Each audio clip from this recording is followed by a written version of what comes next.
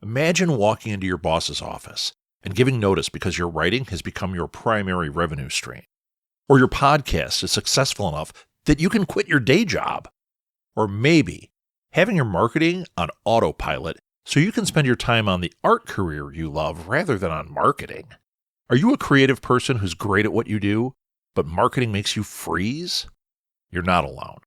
I help passionate, purpose-driven creatives overcome fear, find their brand voice, and build a marketing strategy that works for them. Oh yeah, I also make it easy and painless. It's never too late to grow the business you've been dreaming about. Book an introductory call with me, Rob Southgate, at southgatesmallbusiness.com today. And let's take the pain out of marketing together.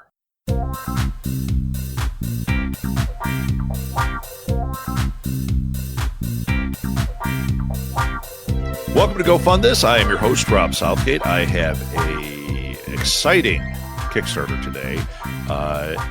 Not that we haven't had comics on here before, but I just read this series, and I am telling you, you're going to love it. It's so good. I've got the writer of the series, John McGuire, with me, who's going to tell you all about it. John, speaking from the heart, man, I am so in. In fact, I almost want to swear at you because we're talking about issue 3. It's a 4-part series. Don't tell me. How is this going to end? Don't tell me. Right, I loved fair. it.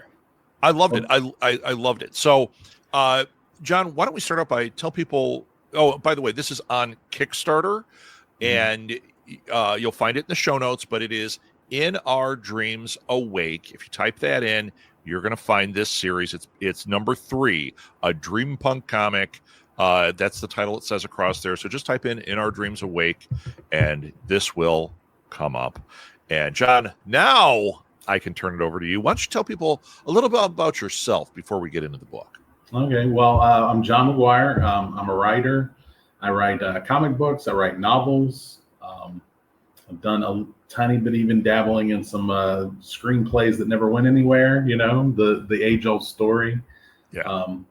I started with doing comic books with a local company here. I'm based in Atlanta, Georgia, and I did some anthologies, short stories, kind of cut your teeth on that type stuff. And then at some point kind of realized, forgive me, artists, it's like herding cats sometimes with artists, creative types, and did some novels because really at the end of the day, if the novel doesn't get done, it's only my fault. There's no one else at fault. It's if I didn't put my butt in the chair, that's the person I can point at. So right.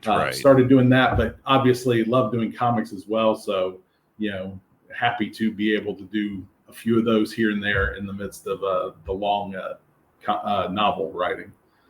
Well, your comics are interesting. You also have the Gilded Age, which I think is really fantastic. This one, though, it sparked a lot of ideas as I was reading it. I'm a big fan of like a Harlan Ellison, Neil Gaiman. As I'm reading it, these are the people that and like the old EC comics. Even I'm like reading it, going, I'm seeing all of it here. Right, but it doesn't feel like a ripoff of it. It feels like, ooh, I got another one, which is really cool, and I do mean that as a huge compliment. Well, no, I definitely appreciate that.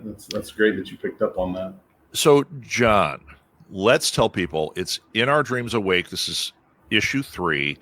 Why don't you tell the audience basically what the series is about, give a little background, and then let's go right into what number 3 is. Don't spoil, but something that's going to, chum the water a little bit. So In Our Dreams Awake is a story about Jason Byron. Jason Byron is a painter in a fantasy world where magic has defeated technology and they've outlawed various forms of tech. And he has a forbidden piece of tech, a telescope. When he goes to sleep at night, though, he wakes up and Jason Byron is in a cyberpunk, drowned London futuristic. And he is a gang leader who basically is doing his best to navigate fish aliens and trying to just carve out a piece of life for himself and his fish alien girlfriend as they plot to try to get off world. And then when he lays his head down, he wakes up and he's a painter in a fantasy world again. And we flip between those two realities, basically. The key point, though, of this is Jason doesn't know which one is real and which one's the dream world. That's what got me. Yeah. That's what got me when I was reading it. And so the way we also do that is I have a co-writer. His name's Egg Embry. We have two different art teams. So when you're in the fantasy world, there's no doubting that you're in the fantasy world. You're looking at Edgar Salazar's artwork. And when we then transition to the cyberpunk side, you're getting Egg Embry's writing and Roland Calnis as your artist, which is a very more gritty and dark with a lot of neon in there to really show that difference of the two things. Because when we originally talked about doing the comic, Egg and I, he's great about kind of identifying what can we do with the story that'll like kind of take it to that next step. And that was the key thing. It was like, well, if we're going to be writing these two things, then let's find two artists that, are different enough that it really gives a unique feel to each of the stories. And so I think, I feel like we've done that. Basically, for the first two issues, we basically do 12 pages in one story, and then he goes to sleep and we go to the other story, and we flip-flop which one we start with in issue 2. But when we come to issue 3, things are starting to spiral out of control a little bit. Those dreams that were very separate at first are beginning to kind of spin and collide into one another. And as a result of that, the story itself, the way we tell the story is now we're spending 2 to 3 pages in one world, flipping to the other one. So hopefully as a reader, you feel that a little bit of chaotic energy now that's happening, as we go, quick more to each thing. And that's just going to build as we approach the 4th issue and the final issue to figure out which one really is the reality, which one really is the dream, and was it the one you thought all along? So, I do think it's interesting, and I guess this is feedback for you as I was reading it. In that first issue, when you first switch, first of all, my first thought was, oh, he did a double feature. Because, right. Phil Mucci does these books where he's got a double feature. Mm-hmm. And I was like, oh, it's like that. Very quickly, I realized it's not. But you are right. The distinct art style, even though it's like they're complementary, but they're very different. Mm-hmm. It made me think it was a double feature. And then that's when it kicked in that I realized, oh, one of these is a dream. Mm-hmm. And what's cool is you're not tipped off by the art. Either one of them could be the dream. If you're dreaming from the one perspective, you might dream in this more cartoony, not even cartoony. And then or if you're in this, cartoony, it's not the right word for it. You might dream in this more sketched, rough feel. Mm. I loved that. I was all in as I was reading it. So, okay. I think we've told people how much I love it. I think people understand this is one you want to back. Before we get into what's going on with this, as far as tiers, this project has 23 days to go as of the recording of this. Mm-hmm. It might be 22 by the time it actually gets to you, the listener. Or if you listen to it late, it'll be even less. So don't sit on this. Get in there. As of right now, the goal is $500. You're at $393. We've got 20 backers, so we know the risks are low because this is going to hit. There's no question. And as I've said before, especially with comic things like this, you want to make sure it gets funded because it's the fuel that keeps a project like this going. And using 2 artists in this big a team, this can get pricey. So you want to support this to keep this type of creativity going.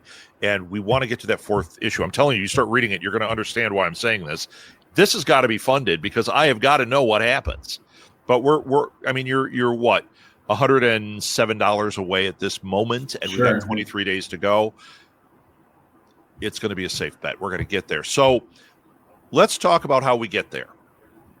Why don't you focus on a couple of tiers that you think like they're the most popular or everybody's going to want to get in on? Sure. Well, I think, I know when I support Kickstarters, a lot of times it's hard to deal with maybe shipping and handling, or if you're overseas, that sort of thing. So we not only have a catch-up tier if you're just interested in Our Dreams Awake for the digital side, but then we also have at $15, we kind of have all the PDFs. So you mentioned I also had a comic called The Gilded Age, which is 4 issues. It was a graphic novel.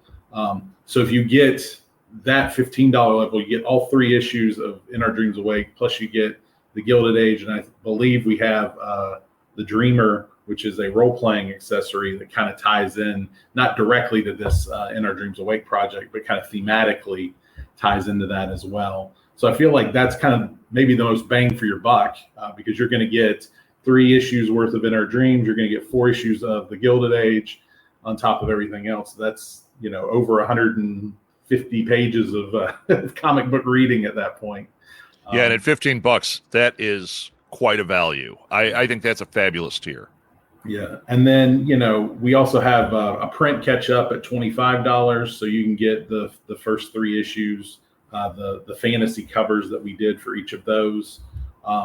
Again, so that like if you do want to have that physical, that tactile sensation, holding the book, smelling the pages, all that sort of thing, and everything is signed by both Egg and myself. He's a local to Atlanta as well. Sadly, the artists are all spread out, so that's impossible. But so yeah, I feel like that's a good one if you're looking to collect the whole series in physical form. Well, and it just makes it fun. So eventually, you get those physical books. You've got all these different artists and writers involved. Now it's a Pokemon situation. People buy these and they go around to the cons around the world trying to catch these guys and get everything signed. Sure. We'll see if that happens. Right. Okay. And why don't you give me, the one I'm looking at is your top tier. Yeah. So we have the drawn in the comic one. Now that's at $200. Obviously, that's a big ask, but one of the cool stories that has come out of that is we've done that for each issue.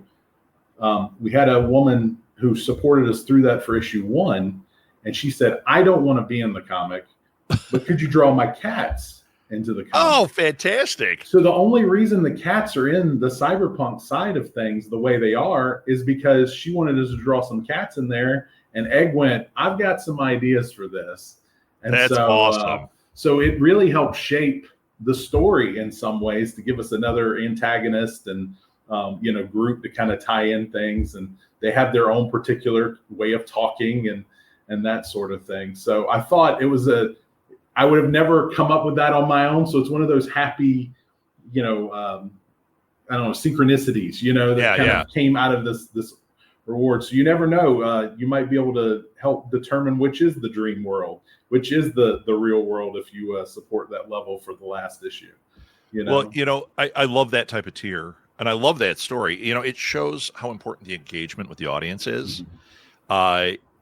It takes you in these other directions. Not on here.